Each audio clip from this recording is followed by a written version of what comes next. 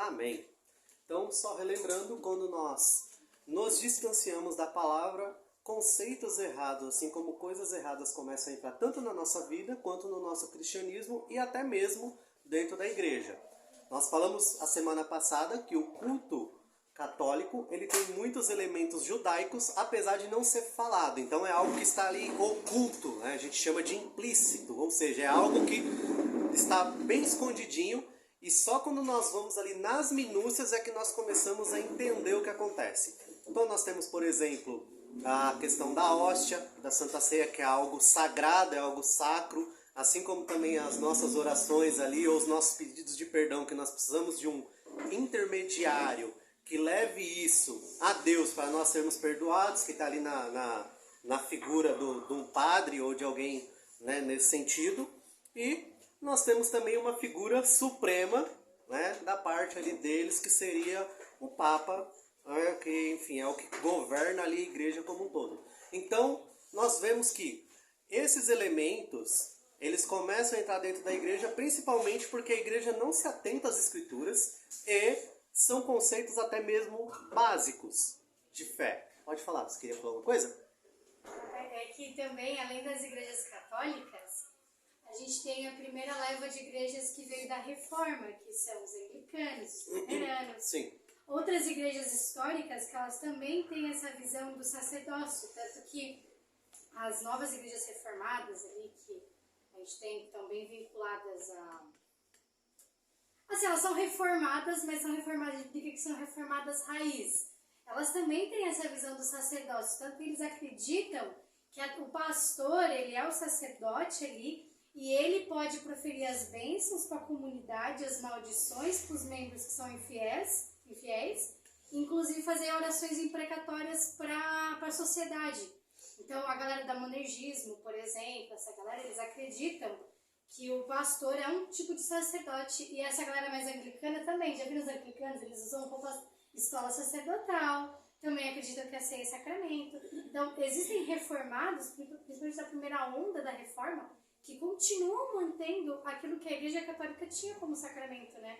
A gente até hoje tem grandes... Sim, igrejas modernas, tá? Igrejas com um caráter bem moderno que você... Por exemplo, a gente olha hoje as igrejas com tendências mais modernas, a gente vê o fundo preto, uma iluminação um pouquinho diferente. Então você olha e fala assim, nossa, essa igreja é uma igreja super moderna. Mas mesmo igrejas que têm esse teor super moderno, eles têm tradições extremamente judaizantes. Como eu falei, é algo que fica bem escondido, bem oculto. Você tem que, às vezes, ir nas minúcias para você pegar isso, porque eles não falam abertamente, né?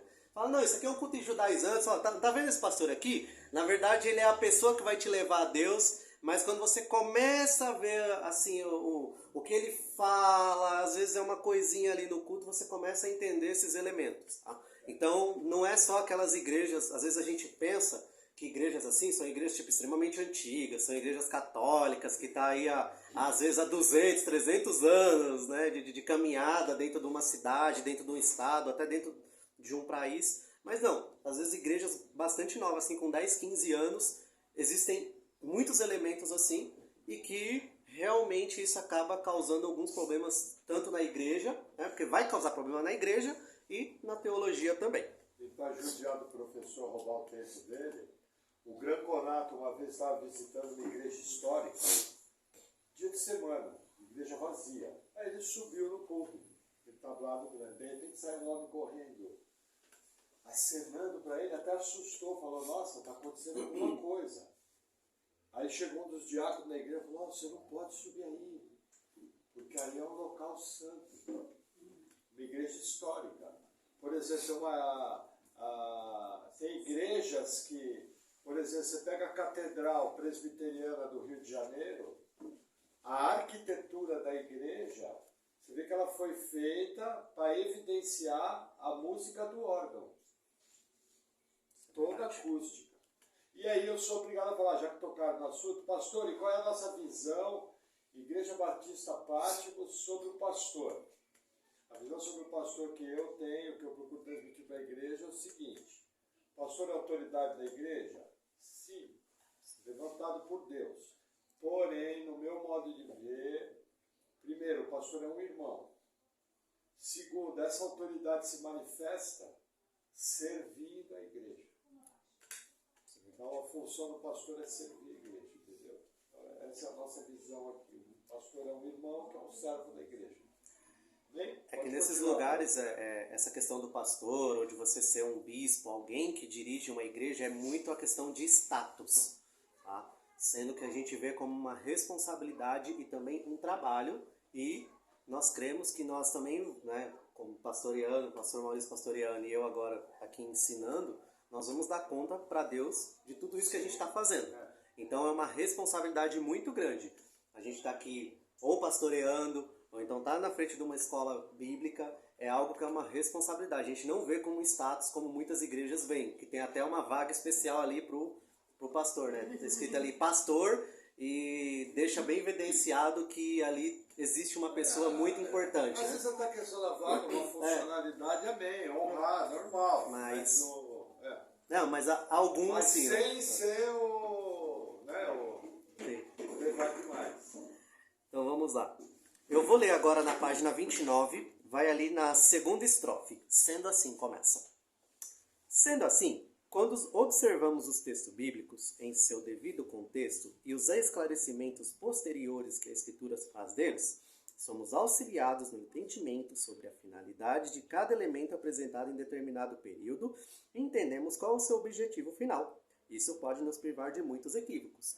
Foi basicamente o que nós comentamos também na semana passada. Então nós vemos, por exemplo, o livro de Deuteronômio, e aí nós entendemos que ali foi a lei que Deus deu, aquilo ali realmente era algo literal. A gente vê que hoje Deus nos trata de uma maneira diferente, ele requer também o mesmo padrão moral da lei, porém nós não temos bênçãos físicas, as nossas bênçãos são espirituais, que Jesus Cristo, ele nos prometeu. Então nós olhamos aqueles textos, alguns textos que principalmente hoje já não se aplica mais daquela maneira, e nós entendemos porque a revelação ela é progressiva, como nós falamos. A Bíblia é um livro ascendente, ou seja, Deus ele começa se mostrando e ele vai se mostrando cada vez mais o seu caráter, até que chega em Cristo nós temos uma revelação completa, geral ali, tanto do caráter de Deus como também do plano de salvação. Então, quando nós vemos um texto, principalmente da Antiga Aliança, que é um pouquinho mais difícil, nós já temos esclarecimento no Novo Testamento, o que nos ajuda a tirar uma aplicação daquele texto, assim como também compreender que nem tudo naquele texto é aplicável hoje. Porque, por exemplo, se a gente começa a aplicar tudo do texto, então a gente vai ter que começar a apedrejar filho que é rebelde. A gente vai ter que levar ele, né, chegar a um extremo ali, que o filho atinge um ponto de rebeldia tal, a gente leva ele numa praça, como o Antigo Testamento fala, e vamos jogar pedra até ele morrer. Desobedeceu, vai ser apedrejado. Isso, entendeu? Então, assim, aí você vê, né, que alguns textos, ele faz parte ali, na verdade, da revelação e como que Deus tratava o povo dele, como Deus até mesmo tratava, uma espécie de limpeza que isso fazia. Então, muitos pecados que eram cometidos, Deus mandava simplesmente levar as pessoas e falar assim, ó, tira do povo, mata, apedreja. Tá? Hoje Deus trata a gente, ele requer também um padrão moral, porém nós sabemos hoje que Deus ele nos perdoa e o processo dele de limpeza também passa por um estado espiritual, né? Não só de um estado de nação que seria apedrejar e pronto, acabou com essa pessoa, né? Acabou com esse indivíduo. Não, hoje nós sabemos que também existe uma restauração, porque assim ele foi mostrando ali, né, de acordo ali com a revelação progressiva.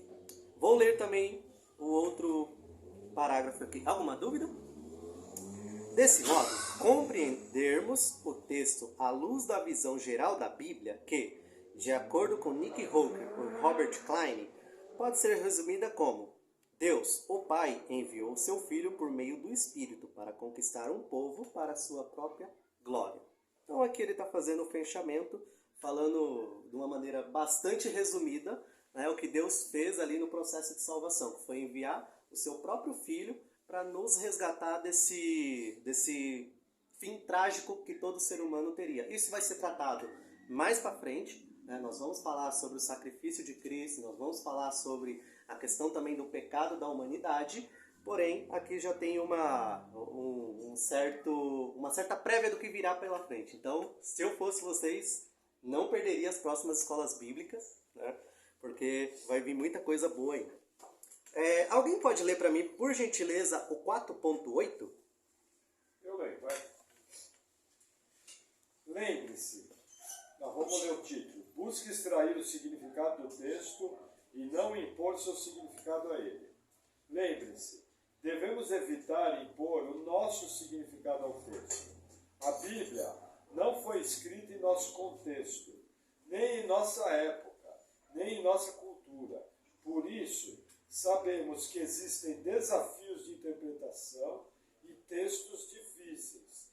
Mesmo assim, nossa tarefa é extrair o que o texto quer dizer e não forçarmos um sentido ao texto para justificar nossas ideias. Então, o que ele está falando aqui é um erro que, infelizmente, bem comum, nós, como cristãos, às vezes cometemos. Nós temos uma doutrina de salvação em que nós cremos que Deus, ele chama o homem, é ele quem convence do pecado, que o ser humano ele é totalmente depravado, assim como muitas outras também creem que o ser humano é totalmente depravado. Mas uma coisa que às vezes pega muito nessa nossa visão é que nós olhamos um texto bíblico e queremos impor a nossa visão a ele. Então a gente olha e fala assim, como eu creio na doutrina da graça e como é Deus que chama, aí você vai ler aquele texto, né, que fala assim, vinde a mim, todos que estáis cansados e oprimidos, que eu vos aliviarei. Aí você olha e fala assim, meu Deus, esse texto é uma pedra no sapato. E agora, o que eu faço? Ah, já sei, vamos corrigir esse texto. Olha, veja bem, não é bem assim, naquela época, e aí você começa o que a gente chama de lixar o texto. Por quê? Porque a sua visão precisa encaixar naquele texto. Você já vai com um tipo de preconceito para ler aquele texto. E aí você acaba, né, cometendo ali vários erros. Então, é isso aqui que ele está falando. Nós não impormos, independente da nossa visão, por exemplo. Deus, ele tem textos que ele fala que nós fomos chamados. Assim como tem texto também que fala que Deus chama. Nós vamos ter que conviver com essas duas verdades. E o texto que nós vemos assim, não, Deus chamou, ok, Deus chamou. Assim como aquele texto em que o homem se achega a Deus, como esse que eu acabei de falar, a gente vai falar, não, também o homem se achega a Deus. E essas duas verdades, elas são completas, elas existem, né? Ou seja, uma coisa não existe sem a outra, e é aquilo que a gente brinca do trilho do trem. Você tem o trilho esquerdo, você tem o trilho direito e tem o trilho esquerdo, certo? Os dois não são o mesmo. E os dois precisam estar juntos para guiar para um lugar, senão o trem não passa em cima. Então é a responsabilidade humana, junto com a soberania divina, indo de acordo ali, né, com o que Deus aplicou e falou para a gente, e a vontade absoluta de Deus. Então nós temos essas duas verdades que às vezes para a gente parece contrária, né? Não dá para existir uma se existir a outra. Não, a Bíblia mostra as duas com a maior tranquilidade do mundo. Falando em textos que Deus ele chama o ser humano ao arrependimento, assim como também textos falando que é o próprio Deus que trabalha em nosso coração o arrependimento. É que nem a questão da segurança de salvação. Nós entendemos que o cara que é nascido de novo é salvo. Deus vai levar ele até o fim. Aí eu chego na Bíblia e estou diante de um texto, e o texto fala... Não façais como o hábito de alguns que deixam de congregar. Aí você fala, pastor, como é que você interpreta esse texto? Eu interpreto assim, não deixe de congregar. A Bíblia está mandando. Mas como que você encaixa a sua doutrina? Simples. É uma das ferramentas que Deus usa para te manter no caminho. Ou, perseverar até o fim. Ué, mas você não falou que uma vez salvo, sempre salvo? Sim, mas Deus usa também essa afirmação para você perseverar, porque quem vive aquele cristão é você. Uma coisa não anula a outra, não tem nada a ver. Eu não preciso forçar uma interpretação do texto. O texto está lá para ser obedecido. Se ele manda perseverar, o que eu tenho que fazer? Perseverar. Se ele fala, não nos desviem, o que eu tenho que fazer? Não desviar. A Bíblia manda, eu obedeço, acabou. Agora, nós cremos que o salvo vai permanecer até o fim. Amém. Vai lá. Alguém pode ler, por gentileza, o tópico 4.9? Está na página 29. Para quem... Eu leio. Por favor. Aquilo que é fundamental está claro. Ao pensarmos nas passagens de difícil interpretação, podemos achar que somente um erudito poderia compreender as Escrituras. No entanto, nos pontos cruciais da fé cristã, a Bíblia é clara. Em pontos fundamentais, como no que é necessário para a salvação do homem, a mensagem é tão clara a ponto de até mesmo uma criança conseguir entender. Esse é um tópico bem interessante. Por quê? Irmãos, às vezes a gente olha a Bíblia e pensa que é uma coisa muito difícil. E realmente, alguns textos, eles são mais complicados. Mas quando você olha principalmente sobre a salvação, assim como também o caráter de Deus, a Bíblia ela é extremamente clara. E é interessante porque as heresias que fazem mais sucesso, ou então que estão mais no meio do ser humano, são aquelas que você tem textos, tipo, absurdamente claros. Você pega, por exemplo, o pelagianismo, né, que falava que não, o ser humano ele não nasce corrompido, acontece ali algum processo em que ele... Gente, você tem... É só você ler o livro ali, vou pegar aqui um exemplo, Efésios. Lê o capítulo 1 e 2. Deus fala que nós estávamos perdidos, que nós estávamos mortos, que nós éramos filhos da ira. Então a gente vê que o ser humano, ele já nasce, ele já tem uma natureza corrompida. E isso assim, falando de um texto, porque você tem vários textos ainda que vão confirmar isso. Palavras de Jesus, de apóstolo, assim como você olha também na própria Bíblia, no Antigo Testamento, o pecado de Adão e Eva, como que as coisas foram desenrolando depois, Deus chamando um povo, esse povo várias vezes virando as costas para Deus com coisas erradas, que Deus já tinha falado que era errado. Então você olha assim e você fala, não faz sentido a pessoa falar isso. Mas irmão, é uma das heresias que infelizmente mais se propaga, assim como os desdobramentos dela. Então, principalmente relacionada à salvação e ao caráter de Deus, a Bíblia ela é muito clara. Como ele falou, até uma criança, se ler, vai ter esse entendimento.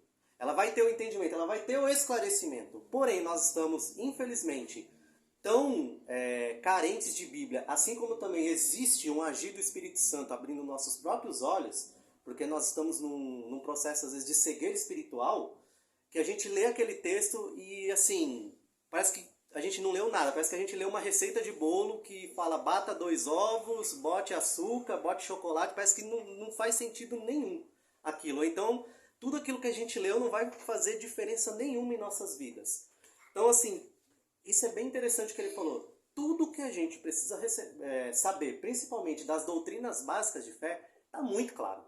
Tem um outro texto na Bíblia que é mais difícil, tal, mas se você for olhar, ele não vai impactar a sua doutrina de fé, né? Não vai impactar, por exemplo, a sua fé, não vai causar assim um grande impacto, um grande abalo. Tem texto que é mais difícil que o outro, mas tudo aquilo que é básico, que é fundamental, e que principalmente Deus ele quis mostrar ali e revelar o seu plano de salvação, é algo bastante simples. São textos que são bem claros e que assim, são incontestáveis. E por incrível que pareça, você tem as heresias que contestam justamente esses textos que são incontestáveis. E elas fazem muito sucesso, elas se propagam. Por quê? Porque a gente tem que lembrar que a Bíblia ela não é só um livro de conhecimento, de intelecto. Ela também tem o trabalhar do Espírito Santo. Porque se não fosse o trabalhar do Espírito Santo, nós poderíamos ser aquela pessoa que leu a Bíblia já várias vezes, que tem pessoas que leu a Bíblia várias vezes por causa de um estudo, ou essas pessoas leram a Bíblia porque tiveram curiosidade e para elas não fizeram diferença nenhuma. As Escrituras foram algo extremamente dispensáveis, em que se ela lesse ou não lesse, né, não fez diferença nenhuma. Mas se nós hoje estamos aqui, assim como tem irmãos nossos congregando, é porque o próprio Deus, o próprio Espírito Santo, ele trabalhou na nossa vida. Então a gente também tem que ter isso, que a Bíblia, ela não é só um livro de conhecimento, ela é um livro também espiritual, ou seja, o próprio Deus se revelou através dela, e é Ele também que abre o nosso entendimento para a gente olhar e falar assim, Meu Deus, agora sim esse texto fez sentido. Nossa, olha só o que Deus fez por mim. Meu Deus do céu, olha da onde Deus tirou. E é aí onde você tem esse esclarecimento e você vai ser uma pessoa que cada dia é moldada, né, a parecer mais com Cristo, para no fim de tudo nós glorificarmos a Ele. Então, a Bíblia é bem importante, porque tudo que é mais básico, a Bíblia ela é bem clara, mas às vezes nós não temos o esclarecimento por causa de uma cegueira espiritual que infelizmente o ser humano nasce com isso. Se não for o próprio Deus, a gente vai ler essa Bíblia aqui, cabo a rabo, várias vezes, e assim, não vai fazer diferença nenhuma nas nossas vidas. Bem? Então, nós vamos agora para a página 30, estamos terminando, olha, o capítulo 1, oh, tá bom, hein? Dicas práticas. Alguém pode ler ali, por gentileza, do tópico 1, até aquela primeira bolinha ali, aquele primeiro negrito, observar o texto ali, pode ler ele até a pergunta, por favor. É o tópico 1 até o negrito ali, o primeiro negrito. Dicas práticas. Número 1. Em sua leitura bíblica diária, após a oração, considere a seguinte sequência. Item 1. Observar o texto. Faça perguntas como quem, onde, o que, quando. Amém. Então, bem importante, nós comentamos isso algumas aulas atrás. Antes de nós fazermos qualquer coisa para Deus, independente, uma leitura bíblica, um jejum, às vezes uma conversa que nós vamos ter, a gente sempre tem que estar ali em oração. Ora primeiro, pede direção a Deus, até mesmo numa conversa. Às vezes a gente vai ter uma conversa um pouquinho tensa, principalmente quando é um irmão de igreja, principalmente quando é algo que envolve o cristianismo ou a espiritualidade. É sempre bom nós estarmos orando. Com a Bíblia também não é diferente. Sempre quando nós formos ler a Bíblia, primeira coisa, vamos orar, pedir para que Deus abra o nosso entendimento, para que o Espírito Santo trabalhe em nosso coração, né, para a gente estar fazendo essa leitura. E aí, aquelas perguntinhas que a gente comentou aqui. Ah, quem foi que escreveu? Onde? Qual que era a mensagem que ele queria passar? O que isso significa? Esse exercíciozinho de nós perguntarmos e obtermos essas respostas, e aí nós comentamos, né? Olha, você tem algumas aulas que falam sobre isso, que dá ali um panorama geral de um livro ou de uma carta. Nós temos o pastor Maurício que pode dar um apoio. Se eu também puder dar um apoio em alguma forma, eu também dou um apoio. Se nós não soubermos, a gente vai procurar a informação que vocês estão procurando. Por quê? A partir do momento em que você lê o texto ou você lê aquela carta, você já vai com outra visão, você já vai ter um grau de amadurecimento que aquela mensagem que está sendo passada, você vai ter um entendimento bem melhor. Então, por exemplo, vamos pegar aqui fazer um exercíciozinho. Carta aos Colossenses. Carta aos Colossenses é um pastor que pede ajuda a Paulo, porque a igreja dele estava entrando poderia estar entrando algumas doutrinas erradas. Só que era uma igreja bem saudável. Só que esse pastor estava preocupado e falou assim, olha, eu quero uma ajuda, né, para como combater isso. Então, só de você saber essas informações, você já vai ler na carta ali de Colossenses de uma maneira diferente. Aí você vê, por exemplo, o capítulo 1 e 2, ele trabalha doutrinas bastante básicas. No 3 e no 4 ele vai dar uma aplicação falando, olha, vocês têm que fazer isso, vocês têm que fazer aquilo, o bom é que você faça de tal maneira. E aí você vai olhar e falar, meu Deus, olha quanta coisa de Colossenses eu consegui aprender. E eu sempre li Colossenses, né, que nem eu. Nossa, eu sempre li Colossenses e não tive tanto entendimento assim. Eu não entendia o que estava acontecendo ali nessa carta. Pode falar. Uma coisa que ajuda muito quem tem Bíblia de estudo, antes de entrar num livro, toda a Bíblia de estudo tem uma introdução. Alvo do livro, quem escreveu, quando escreveu, o que o cara queria. Isso ajuda, olha. Quando nós chegamos aqui 25 anos atrás, quando nós fomos salvos, não tinha informação que tem hoje. E eu, na minha primeira Bíblia de estudo, que aquela Bíblia me abençoou, aí depois eu consegui comprar uma Thompson, que também tinha um suplemento arqueológico. Olha, nós avançamos um tempo enorme. Entendeu? Então, assim, uma boa Bíblia de estudo ajuda. E a introdução é tudo. Porque vai evitar de você errar, você vai entender muita coisa, entendeu? Vai lá, prof. Desculpa só. Acho que sua mãe tem que falar. Ah, tá, não pode.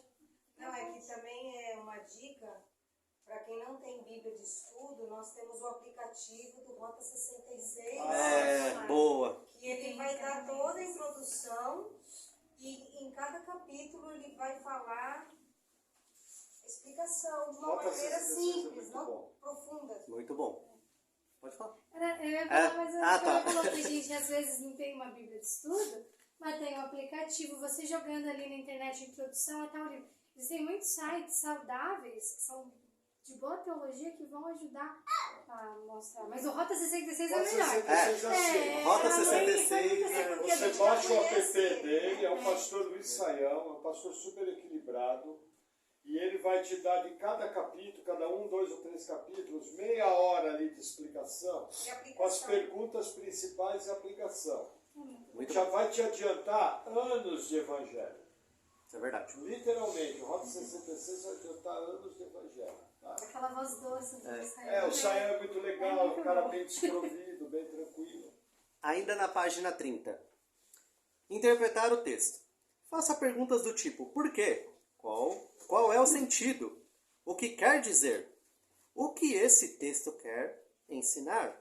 O que significa? Então, são várias perguntinhas aí também que você pode fazer para o texto. E assim que você lê o texto, você também vai ter um aproveitamento muito maior ali da revelação que Deus quis entregar a nós. Vou ler o próximo aqui.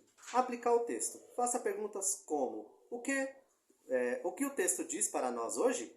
Como esse ensino afeta a minha vida? Então, também, são perguntinhas que nós podemos fazer. E se, por exemplo, eu não tenho essas respostas, ou então está difícil? Como eu falei, você pode correr aqui pra gente, que a gente vai tentar te ajudar. Se a gente não te ajudar, o máximo a gente fala: irmão, esse texto é um texto difícil mesmo, vamos orar para que... A irmã Aida, várias vezes, ela mandou mensagem para mim no WhatsApp perguntando o texto que ela leu no devocional, falou: Maurício, o que está acontecendo aí? Aí eu respondi para ela e ajudou, tranquilo. É para isso que tem pastor, para isso que tem professor de escola bíblica, é isso aí. Isso aí. Alguém pode ler, por gentileza, o tópico 2, por favor? Eu leio, vai. Tá. Vai lá, vai. Agora, procure uma igreja que valorize a pregação expositiva das Escrituras. Aquela que busca extrair o que os primeiros autores queriam dizer quando escreveram, e daí sim aplicar a vida da igreja. O pregador que prega expositivamente é aquele que lê, explica e aplica o texto. Cuidado com pregações que ignoram a Bíblia ou a interpretam forçadamente. A igreja possui um papel fundamental na instrução doutrinária dos cristãos. Os presbíteros devem afadigar no estudo das Escrituras, para proclamarem a palavra com fidelidade, contribuindo assim ao aperfeiçoamento dos crentes. Trataremos mais sobre esses assuntos posteriormente. Então, eu vou ler aqui uma referência que ele passou, que está lá em 1 Timóteo 5, verso 17.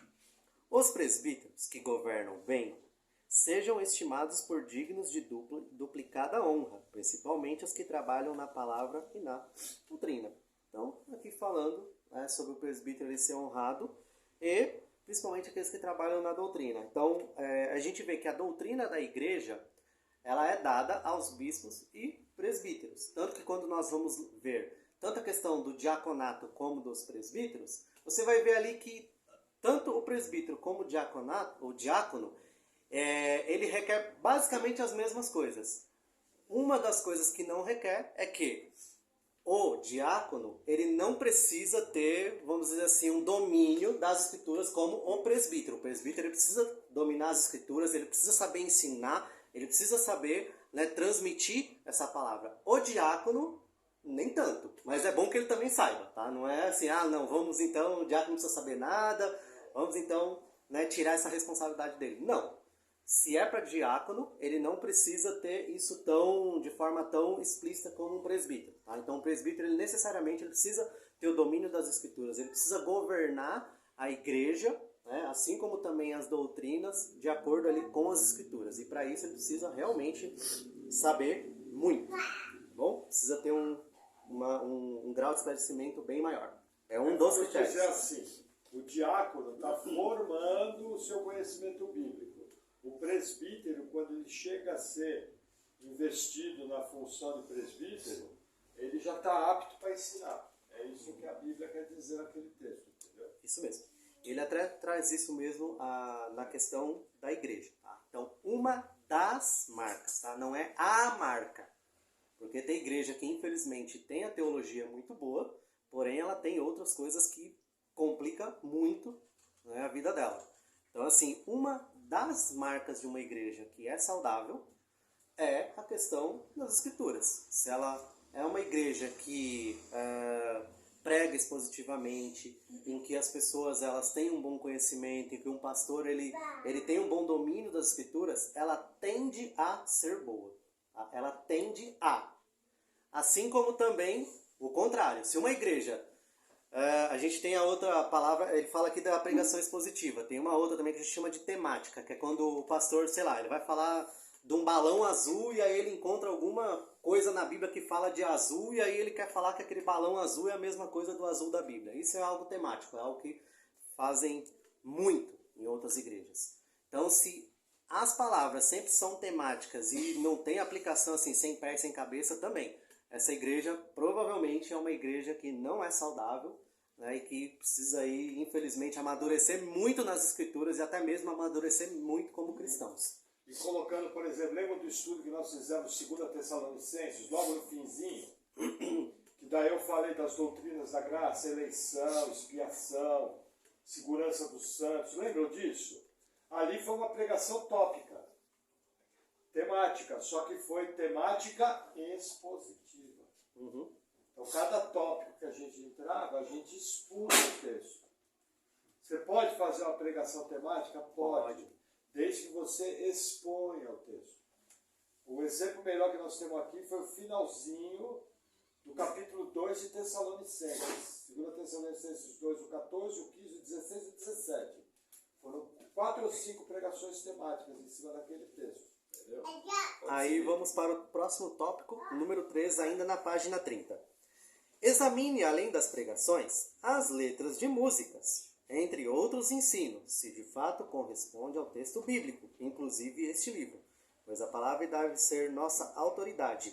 Se quisermos saber se algo é certo ou errado, precisamos submeter isso às escrituras. Então é bem interessante, o Maurício fala uma coisa que isso eu concordo.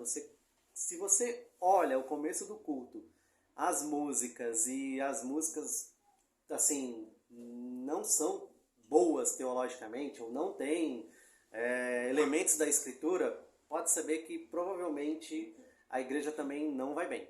Então uma igreja que ela é saudável, ela vai prezar inclusive no que ela canta, no que ela lê, tudo isso é um conjunto, tá? Como eu falei, se a igreja ela tem uma pregação, assim como ela também está bem alinhada teologicamente, ela tende a ser boa.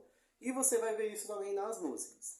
Hoje a gente vê, infelizmente, músicas que fazem só a gente chorar e ter um monte de sentimento sem nada, tá? Você pode ter sentimento na música? Claro que pode. Você pode chorar?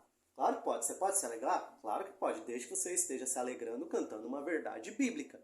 Então você está cantando, por exemplo, sobre a salvação. Às vezes você se emociona. Você está cantando uma música que lembra o quanto você é pecador e o quanto Jesus Cristo trabalhou com graça na sua vida. Você pode se emocionar, você pode chorar.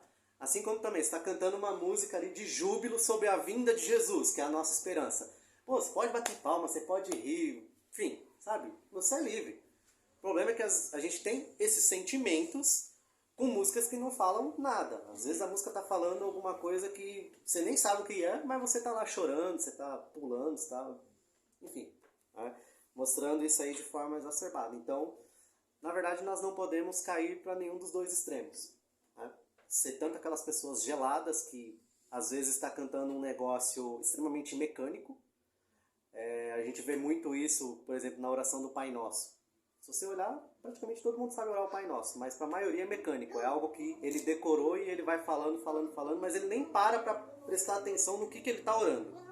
Assim como também tem pessoas que, né, se derramam sem cantar nada ou sem nenhum conteúdo. São dois extremos muito perigosos que nós devemos aí evitar e até mesmo fazermos um balanço na nossa vida, se a gente não está em nenhum dos dois extremos. Porque às vezes a gente está em um deles e não está vendo Porque a gente tá olhando o outro, não, tá vendo? Ó? O irmão tá lá, né, no chão, jogado, chorando. Mas eu tô aqui, ó. Mas às vezes você tá cantando um negócio que assim, pra você não faz a mínima diferença na sua vida também. E lembrando que normalmente a contaminação da igreja entra pela música, pelo louvor. 95% dos casos é a porta aberta da igreja para a contaminação. Amém. Alguém pode ler o tópico 4, por favor? Eu leio, né? Para crescermos na fé, devemos ser saturados das Escrituras. Ler, estudar, memorizar, meditar e agir conforme os seus preceitos. Alguém disse a respeito de John Bunyan, autor de O Peregrino, que se cortasse uma parte do seu corpo, ao invés de sangue, sairiam versículos bíblicos, devido ao quanto aquele homem amava e lia as Escrituras. Que nós também sejamos assim, que creiamos que, de fato, a Bíblia toda é inspirada por Deus, é confiável, inerrante e nos ensina sobre o plano de Deus, seu caráter, atributos e vontade. Amém. Amém. Então nós fechamos aqui o nosso primeiro capítulo, depois de algum tempo. E basicamente o que ele termina aqui falando sobre as Escrituras, elas serem, né, o nosso próprio Deus ali se revelando a nós, e que toda ela foi inspirada por ele, é algo que nós, no mínimo, deveremos reverenciar. Fora outras coisas também, como nós vimos. Então, durante esse capítulo aqui, só dando um overview para quem não estava em todas as aulas, nós vemos sobre ali as Escrituras, nós vimos também como tanto o Antigo e o Novo Testamento ele foi formado. Nós vimos também a questão de como que uma igreja que acaba de nascer em Atos, que é tão viva, é tão, vamos dizer assim, é tão saudável, ela torna-se algo que precisava ser reformado. E aí nós vimos tanto os pré-reformadores como também Lutero ali fazendo a reforma de maneira mais, como que eu posso dizer, uma maneira mais formal e que ficou, né? Porque nós tivemos outras pessoas também nesse processo, então ele não foi o primeiro reformador. Então, passando disso, nós vimos também algumas heresias que podem adentrar dentro da igreja, como o pelagianismo, como teologia liberal, e entre outras formas aí que pode acabar prejudicando nós. Assim como também como falsas doutrinas podem entrar até mesmo dentro do nosso culto como um todo, e a gente nem percebe, tá? Foi o começo dessa aula aqui. Então esse foi um pequeno overview aí do primeiro capítulo, e não perderia o próximo capítulo se fosse vocês, porque nós vamos falar sobre Deus, sobre os atributos de Deus e sobre também o caráter da revelação divina, tá? Então esse vai ser um capítulo, que é o capítulo 2, bem importante para a nossa fé básica, que é algo que vai fazer aí com que nós caminhamos melhor. Amém? Alguma dúvida, alguma pergunta? Uma coisa importante é nós lembrarmos o seguinte: o crente que não conhece a Bíblia, ele é salvo, mas vai viver uma vida cristã muito sofrida, entendeu? Vai ter muita carência, vai ter muita dificuldade. O compromisso nosso com a palavra, ele deveria ser um compromisso diário. Nosso culto a Deus passa por um estudo diário das Escrituras. Você não precisa entender tudo. Por exemplo, eu na minha leitura devocional, eu divido em duas partes. Uma parte é leitura. Por exemplo, hoje eu estava lendo um livro no meu devocional super profundo, que é Eclesiastes. Com certeza, meu cérebro, quando estava lendo, perdeu 30% das informações, porque eu estava fazendo devocional, leitura bíblica. Eu não estava estudando Eclesiastes. Entendeu? Aí eu acabei a minha leitura e fui repassar a palavra de hoje, Zacarias. Aí eu estava estudando a Escritura. Aí cada detalhe, cada símbolo, cada coisa. Então assim, ler um pouco de Bíblia durante todos os dias, uma leitura sequencial. Mesmo que você leia uma folha por dia, não importa, sua fé vai crescer demais. Porque o que acontece? Tem um princípio que às vezes é negligenciado. Quando Satanás tentou a Jesus, Satanás falou, se és o Filho de Deus, dá ordem para que essas pedras se transformem em pão. Aí o que Jesus respondeu? Ele falou, nem só de pão viverá o homem, mas, aí Jesus dá uma verdade, de toda a palavra que sai da boca do Senhor. Jesus respondeu espiritualmente a um apelo, uma tentação física. Jesus fala com fome física. E ali naquela passagem nós aprendemos o quê? Que o alimento do cristão é a palavra de Deus. E a palavra de Deus está na Bíblia. Outro detalhe importante. Quando eu oro, eu falo com Deus. Quando eu leio a Bíblia, Deus fala comigo. Qual é o problema da igreja brasileira? A igreja brasileira fica esperando experiências místicas para ouvir falar de Deus. Isso é um perigo, porque corre o risco de um sacerdote demoníaco, que nem crente é, disfarçado de ovelha, te dar direção bíblica. Se você gerar o ambiente, com certeza o diabo vai falar. Por quê? Porque as pessoas estão correndo atrás de profetada, de revelamento. E vocês sabem que eu creio nos dons, eu creio que os dons têm o seu lugar, mas sou alguém ressabiado.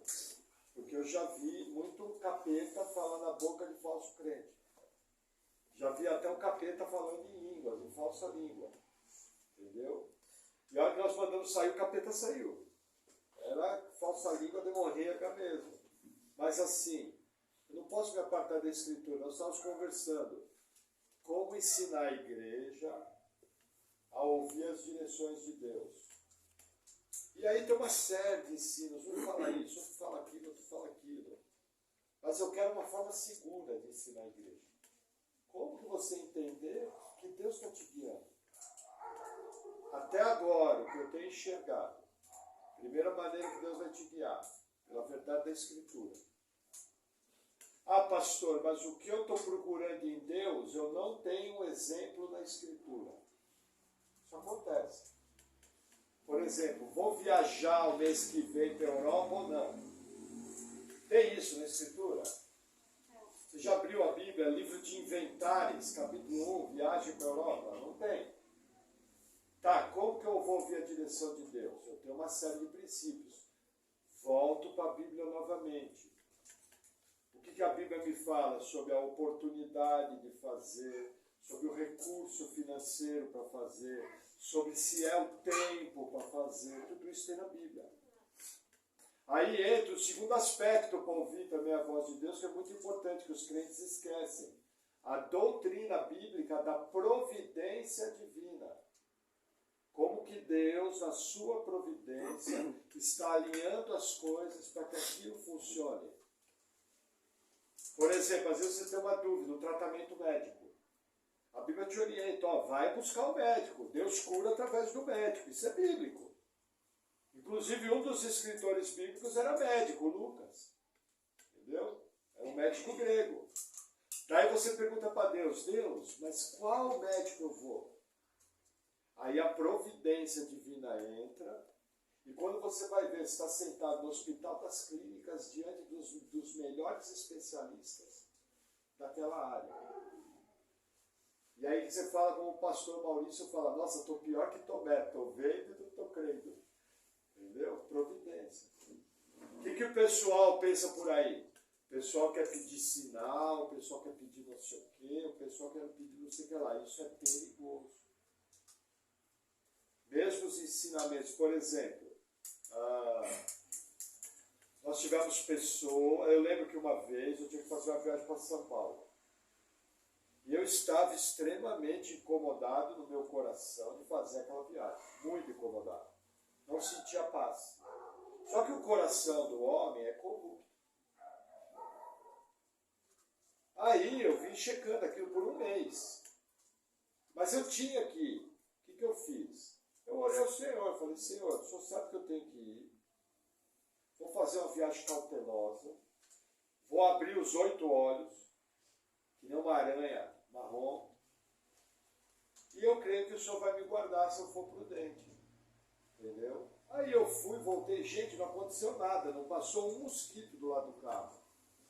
Mas depois pensando, lembrando da providência de Deus, muitas vezes o Senhor coloca algumas impressões que é para você aumentar a prudência. A prudência é bíblico. Sim. Que é para você aumentar a precaução. É bíblico. Sim. Para você aumentar o planejamento. Às vezes aquela intranquilidade que você está sentindo é a sua própria consciência que está incomodada. Você está fazendo algo errado e a tua consciência está acusando. É uma faculdade natural. Mas quem é que disse que Deus não usa faculdade natural? Que Ele só usa anjo. Entenderam? Agora, tudo isso seguro pela palavra. Vocês perceberam que eu só falei de Bíblia?